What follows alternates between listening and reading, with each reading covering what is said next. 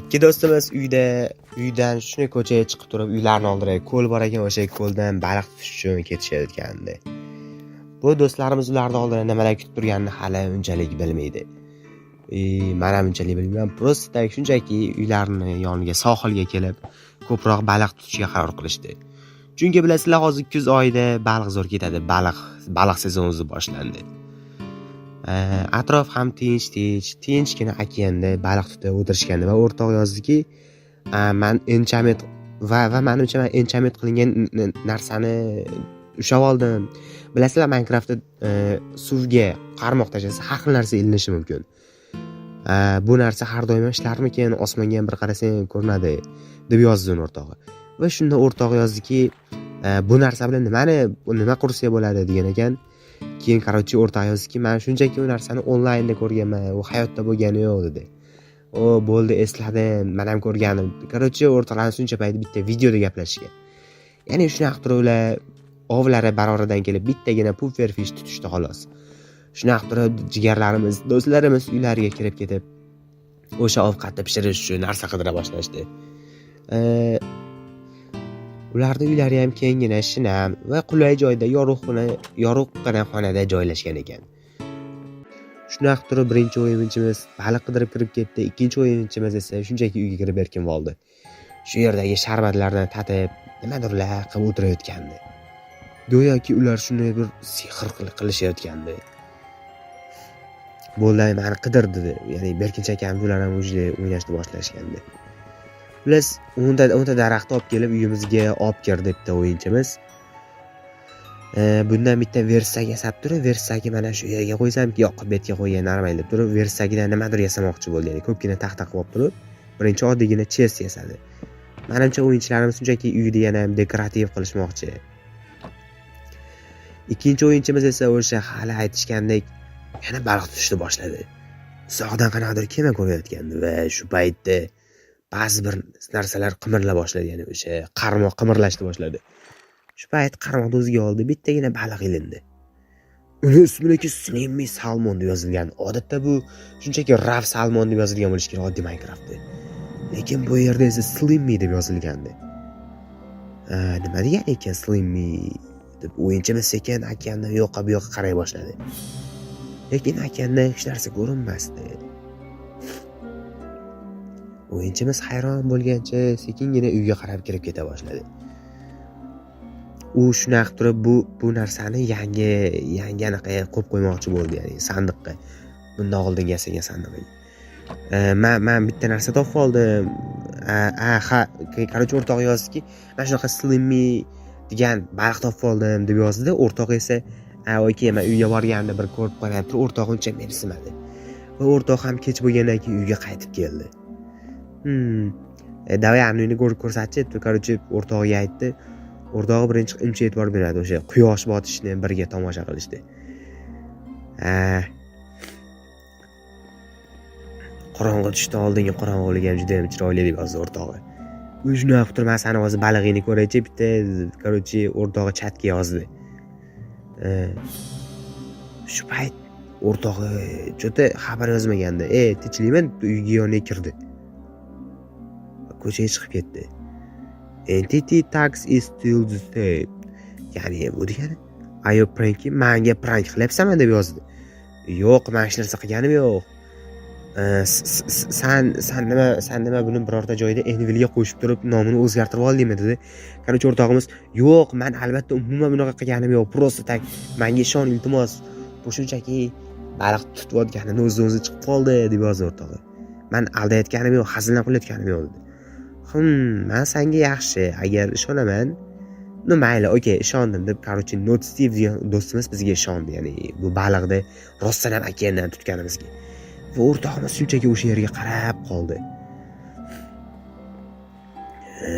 Men hozir qorong'i ertaga tongda yana ham ko'proq baliqlar tutaman, o'zim tutaman, senga ishonmadim uncha dedi.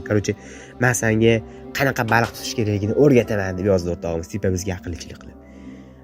Mayli deb turib indamay qo'yardi. Keyin bizga o'rtog'imiz yozdi-ki, "Sen o'ylashingcha nima, bu narsa juda ham xunukmi?" deb yozdi. Menga shunchaki, "Bu rostdan ham xunukmi?" deb yozdi. Nima deyapsan? o'rtog'imiz unchalik sherigimizni ham gapiga tushunmadi.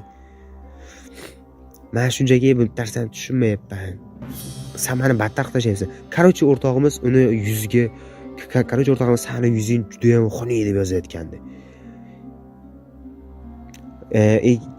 Keyin bizga o'rtog'imiz yozki, seni yuzing bunaqa xunuk bo'lgandan ko'rinmagan yaxshi edi deb yozdi. Tipa bizga hazil qilyapti, lekin o'rtog'imiz meni orqamdan yurma, can get me. Короче, men ortimdan yurmay turib, ikkalasining o'rtasida nizo chiqdi, o'rtoqlarimiz o'rtasida. Ya'ni o'rtoqlarimiz bir-birini yomon ko'rib qolishdi. Men seni yomon ko'raman deb yozdi. Xullas, hozir batda tushunishlaring uchun birinchi do'stimiz bizni hazil qilib, ko'nglimizni og'ritib qo'ydi. Endi menimcha uyga ham kirmasa kerak. Uyingdan boshingdan qolsin deb boshi oqqan tarafga keta boshladi. Lekin o'yinchimiz bekor bu yoqqa yurayotgandi. Va yerda qanaqa turmuchi narsa ko'rindi. Surasiyatdan chiqdi. Qora narsani sizlarning ko'rdinglarmi, qaranglar. Bu qora slaym edi. Qora slaym odatda bilasizlar. Men короче do'stimizga yozdiki, men suvdagida nimadir ko'rdim dedi. Sen nima debsan deb yozdi. Bizdan notisli o'rtog'imiz. Menga ishor, uyga qaytib biz ko'rishimiz kerak deb yozdi. O'rtog'imiz sirasi uyga keldi va o'rtog'imizga qarab turib bizga nimadir deyotganini bildik, ya'ni chatdan yozib. Ha, okey, yaxshi, menga hammasini aytib ber, nima bo'ldi? Men xullas suvdagida ko'rdimki, juda ham katta, super katta slaymni ko'rdim. U kattadan ham вообще normalniy edi, lekin qora edi. Va unda qizil ko'zlar bor edi deb yozdi. Короче, o'zi odatda unaqa slaymlar suv tagida uchramaydi. Uchrasa ham katta razmerda bo'lmaydi. Va ularni men juda ham qo'rqib ketdim deb yozdi o'rtog'iga, короче. Do'stimiz ham nima qilishni bilmasam, просто o'ylanib turishdi. Lekin bularni oldida kutib turgan xavf ortida hech narsa emas edi. Men o'ylashimcha, men senga qaytadan ishonishni xohlayapsan. Sen meni aldayapsan, aldashga harakat qilyapsan dedi. Yo'q, men aldaganim yo'q deb yozdi o'rtog'imiz. Chunki bundan oldin jigarlaricha urush qolishgan. Men senga ahmoq fishingdan keyin senga ishonmayman, ahmoq balig'ingdan keyin. Sen shunchaki bu qanaqadir ertak aytyapsan menga. Katta slaym ham bo'ladimi deb tipi o'rtog'imiz bizga yana ishonmadi. Lekin bundan oldingi safar va seni yuzing juda ham xunuk deb yana kulib qo'ydi. Короче, xullas bizning do'stimiz shunchaki biz ustimizdan kulyapti. Okey, menga ishonmasang, meni orqamdan yur. Men senga o'sha qora narsani ko'rsaman dedi. Lekin bu yerga sekin yaqinlashib kelishayotgandi o'sha qora slaymni ko'rgani.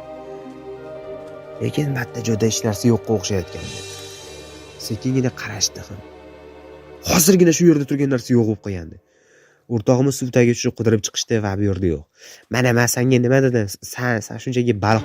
Va uni orqasidan beqo'sa yurib keta boshladi. Bu qora slaym edi. Qoch birovlar. Do'stlarimiz yugurgancha uyga qarab qocha boshlashdi. U slaym o'sha do'stimiz yeb qo'ygandi ham. Biz esa uyga berib uylarni даже aynaga ham yo'q ekan. Shu yerdan qora slaym unga qo'rqinchli ko'zlar bilan qarab turardi. Biz o'yinchimiz esa tualet ichiga berkinib oldi. Eng xavfsiz joy tualetmish. Короче, shu yerda berkinib kuta boshladi. Slaymda atrofda yurgan tovushlar eshitilardi. Do'stim menga ishonmasdan bekor qildin-a deb hozir bizning o'yinchimiz qo'rqayotgandi juda ham. Sekingina oynadan tashqariga qaramoqchi bo'ldi, lekin oyna ham parlanib ketganligi uchun ko'rinmasdi. Slaym lekin shu atroflarda ovoz eshitdi. Uyga bostirib kira boshladi slaym. Qoch! Tashqariga yugurib qocha boshladi o'yinchimiz. Bu oddiy slaymlarga o'xshab bitta ursa yana qaytadan tirilib ketadigan emas. Juda ham katta slaym edi. O'rtog'imiz короче sohilda bo'yiga qochib chiqib oldi. Va ana slaym yana uning orqasidan qulayotgandi. Qayta kelyapti-kin. короче momentda o'rtog'imiz shunday kiyimini olib shu yerdan qochib ketishga qaror qildi. Va kemaga chiqib surib yubordi sirazi.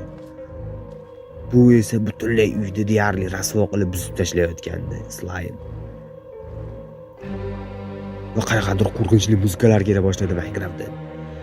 Shu bilan bugungi videomiz o'z nihoyasiga yetdi. Kanalimizga like bosib obuna bo'lib qo'yish esingizdan chiqmasin.